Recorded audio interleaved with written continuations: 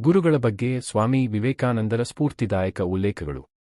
ಗುರು ಎಂದರೆ ವ್ಯಕ್ತಿಯಲ್ಲ, ಒಂದು ಶಕ್ತಿ. ಅಜ್ಞಾನದ ಕತ್ತಲೆಯ ಕಳೆದು ಸುಜ್ಞಾನದೆಡೆಗೆ ಕರೆದುಕೊಂಡು ಹೋಗುವ ಶಬ್ದವೇ ಗುರು. ಸ್ವಾಮಿ ವಿವೇಕಾನಂದರ ಕೊನೆಯ ಮಾತು.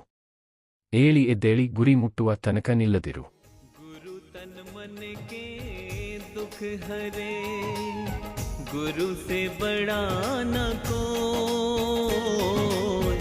ಗುರು ತನ್ ಮನ ಕೆ ದುಃಖ ಹರೆ, गुरु से बड़ा न कोई. रूठे सब मन जात है, जो गुरु कृपा होए. गुरु जी जो गुरु कृपा हो, धर्म पुण्य के कर्म से